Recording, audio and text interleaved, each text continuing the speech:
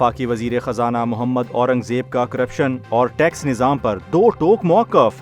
وفاقی وزیر خزانہ محمد اورنگزیب نے لاہور میں میڈیا سے گفتگو کرتے ہوئے کہا ہے کہ وہ تنخواہ دار طبقے پر ٹیکس کے بوجھ کو بخوبی سمجھتے ہیں اور حکومت ٹیکس نظام کو انتہائی سادہ بنانے کی جانب گامزن ہے۔ انہوں نے واضح کیا کہ ایسا طبقہ جس کے جائیداد یہاں ہے نہ وہاں، اسے بھی پیچیدہ ٹیکس نظام میں الجھا دیا گیا ہے جسے اب بدلنے کی ضرورت ہے۔ انہوں نے کرپشن پہ بات کرتے ہوئے کہا کہ اگر ہم رشوت لے رہے ہیں تو کوئی دے بھی رہا ہے، آپ سے درخواست ہے کہ رشوت دینا بند کر دیں۔ وزیر خزانہ نے کہا ہے کہ وزیر اعظم اس مسئلے پر سنجیدگی سے کام کر رہے ہیں۔ انہوں نے مزید کہا کہ کسٹمز میں فیس لیس ٹیکنالوجی متعارف کرا دی گئی ہے تاکہ کرپشن اور رشوت کا رستہ روکا جا سکے۔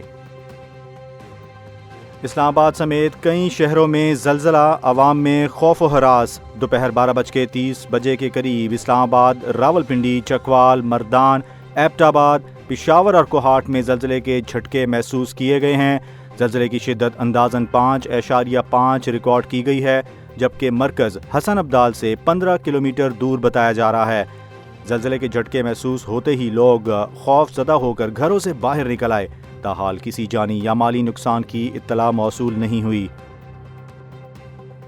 خیبر پختونخوا میں شدید گرمی کی پیشگوئی کے بعد پی ڈی ایم اے نے انتباہ جاری کر دیا ہے۔ ترجمان کے مطابق صوبے کے بیشتر علاقوں میں پیر سے درجہ حرارت میں بتدریج اضافہ متوقع ہے، جس کے دوران 4 سے 6 ڈگری سینٹی گریڈ تک اضافہ ہو سکتا ہے۔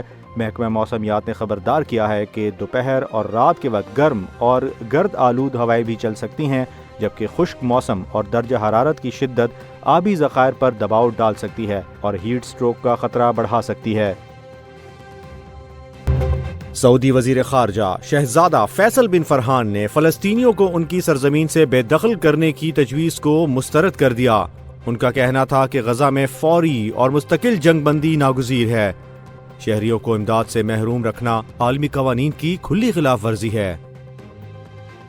امریکی صدر ٹرمپ کی ٹیرف اقدامات کے جواب میں کینیڈا نے خاموش مگر مؤثر حکمت عملی اپنا لی۔ الاسکا جانے والے ہر امریکی ٹرک پر 25% ٹیرف لگا دیا گیا۔ ٹرمپ حیران رہ گئے۔ عالمی تجارتی جنگ کے اثرات دنیا بھر کی معیشت کو غیر یقینی صورتحال میں دھکیل رہے ہیں۔ پاکستان سپر لیگ سیزن 10 میں ملتان سلطانز کی ٹیم میں انجرڈ جانسن چارلز کی جگہ آسٹریلیا کے ایشٹن ٹرنر کو ملتان سلطان کے اسکواڈ کا حصہ بنا لیا گیا۔ ایشٹن ٹرنر اگلے ہفتے راولپنڈی میں اسکواڈ کو جوائن کریں گے۔ پاکستان سپر لیگ سیزن 10 میں آج مزید 2 میچز کھیلے جائیں گے۔ سپہر 3:30 پر پشاور زلمی بامقابلہ Quetta Gladiators match Pindi cricket stadium میں کھیلا جائے گا، جبکہ رات 8 بجے کراچی کنگز کو ملتان سلطان کا چیلنج درپیش ہوگا۔ یہ میچ نیشنل اسٹیڈیم کراچی میں کھیلا جائے گا۔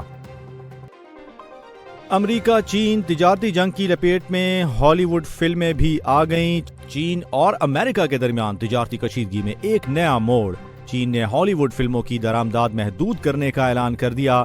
چینی نیشنل فلم ایڈمنسٹریشن کے مطابق اب سالانہ صرف چند مخصوص امریکی فلموں کو ہی درآمد کی اجازت دی جائے گی۔